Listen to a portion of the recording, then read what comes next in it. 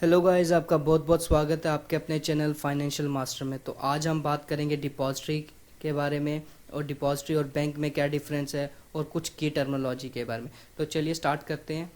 तो जब कभी हम पहले दिनों में सिक्योरिटीज़ बाय करते थे, सिक्योरिटीज़ में चाहे वो शेयर हों, चाहे वो डिबेंचर्स हों, चाहे वो बॉन्ड हो, कुछ भी बाय करते तो हमारे को एक फ़िज़िकल फॉर्म में सर्टिफिकेट प्रोवाइड किया जाता था उस सिक्योरिटीज़ के बदले में। तो उसको हमारे को संभाल के रखना पड़ता था, जो कि एक हेडेक हो जाता था क्योंकि ऑलरेडी बहुत सारे पेपर होते। तो अगर गलती से वो मिसप्लेस हो जाएगा तो आपकी इन्वेस्टमेंट ख़त्म हो जाएगी। उसके साथ रिस्क भी रहता था। तो 1996 में डिपॉजिटरी एस्टैब्लिश हुई। डिपॉजिटरी बेसिकली क्या करती है कि जब हम जो कोई भी आप शेयर या सिक्योरिटीज़ बाय करते हैं वो इलेक्ट्रॉनिक फॉर्म में होल्ड करके रखती है। तो डिपॉजिटरी फैसिलिटी प्रोवाइड करती है for holding and transacting securities in electronic form में। तो हम डिपॉजिटरी से डायरेक्टली लिंक्ड नहीं होते हैं, हम डिपॉजिटरी पार्टिसिपेंट से लिंक्ड होते हैं। जैसे मैं इधर एग्जांपल दे रहा हूँ आपको, हम बेनिफिशियल ओनर्स हैं, हम डिपॉजिटरी पार्टिसिपेंट से लिंक्ड हैं। और डिपॉजिटरी पार्टिसिपेंट डायरेक्टली लिंक्ड होती है सीडीएसएल से या एनडीएसएल से। इंडिया में दो डिपॉजिटरी हैं, उसके बारे में हम बाद में बात करते हैं। तो जब कभी हम आप शेयर बाय करते हैं वो इलेक्ट्रॉनिक फॉर्म में स्टोर होते हैं, होल्ड किए जाते हैं डिपॉजिटरी द्वारा। तो डिपॉजिटरी डीमैट अकाउंट मेंटेन करती है। डीमैट अकाउंट के बारे में मैंने पहले वीडियो बनाया है, जिसको नहीं पता है वो मेरे चैनल पे जाके वीडियो देख सकता है। तो बैंक और डिपॉजिटरी में क्या डिफरेंस है?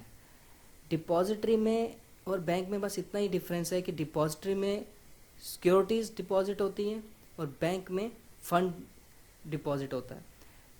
तो डिपॉजिट जैसे हम बैंक में हमारे को अगर पैसे जमा कराने हैं तो हमारे को ब्रांच में जाना पड़ेगा। बैंक की बहुत सारी ब्रांच होती हैं और उस ब्रांच में हम किसी भी ब्रांच में जाके फ़ंड ट्रांसफ़र या फ़ंड को आदान प्रदान कर सकते हैं।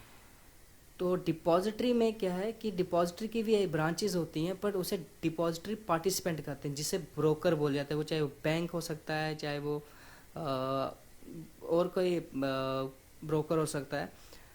तो डिपॉजिटरी पार्टिसिपेंट बेसिकली ब्रोकर है, वो इंटरमीडिएट है, सेम ब्रांच की तरह काम करती है डिपॉजिटरी पार्टिसिपेंट। इन दोनों में बस इतना ही डिफरेंस है।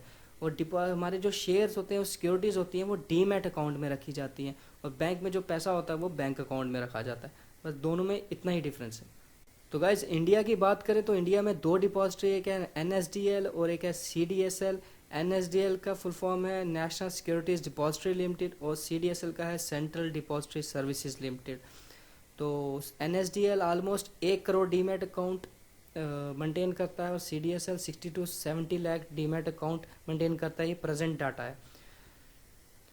तो दोनों सर्विस भी प्रोवाइड करती हैं। एनएसडीएल स्पीडी और आइडिया सर्विस प्रोवाइड करती हैं। अगर आप का अकाउंट एनएसडीएल में है तो आप जाके देख सकते हैं। सीडीएसएल भी दो सर्विस प्रोवाइड करती है, एक ईजीएस्ट और एक इजी।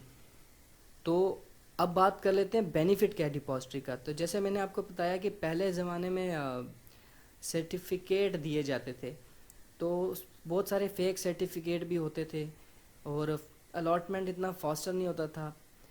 तो पेपर वर्क बहुत सारा हो जाता था, तो साइकिल टाइम जो था, सेटलमेंट टाइम था, वो बढ़ जाता था। पर डिपॉजिटरी आने के बाद ये सब ख़त्म हो गया क्योंकि कोई फेक सर्टिफिकेट नहीं रहा। अलॉटमेंट बहुत जल्दी हो जाती है। डिलीवरी जो होती है वो इलेक्ट्रॉनिक फॉर्म में हो रही है, आप कहीं से भी एक्सेस कर सकते हैं। आप मोबाइल ऐप भी अवेलेबल है, C D S L N D S L की मोबाइल ऐप भी अवेलेबल है, आप वहाँ से भी देख सकते हैं। तो कोई स्टैम्प ड्यूटी नहीं लगती है। चेंज ऑफ ओनरशिप, तो पहले जब चेंज ऑफ ओनरशिप करते थे तो स्टैम्प ड्यूटी चार्ज करते थे।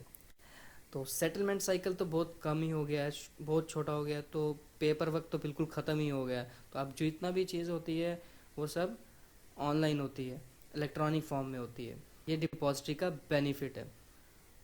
तो जब कभी आप डिपॉजिटरी ओपन करते हैं तो आपने ये सुना होगा बी ओ आई डी या बी ओ। तो बी ओ कौन होते हैं? Beneficial owners, investors. इन्वेस्टर्स में जैसे हम शेयर खरीदते हैं तो हम हैं बेनिफिशियल ओनर्स। और डिपॉजिटरी पार्टिसिपेंट, डीपी लिखा होता है। हम या मैं भी कई बार रिप्लाई करता हूँ कि आपने कॉन्टैक्ट यूर डीपी। तो डीपी का मतलब ये है कि agent of the depositor. It can be bank हो सकता है, ब्रोकर हो सकता है, कस्टेडियन हो सकता है। तो गाइस, कैसा लगा वीडियो? अच्छा लगा तो लाइक करना, कमेंट करना और शेयर करना, और साथ ही साथ बेल बटन को भी हिट कर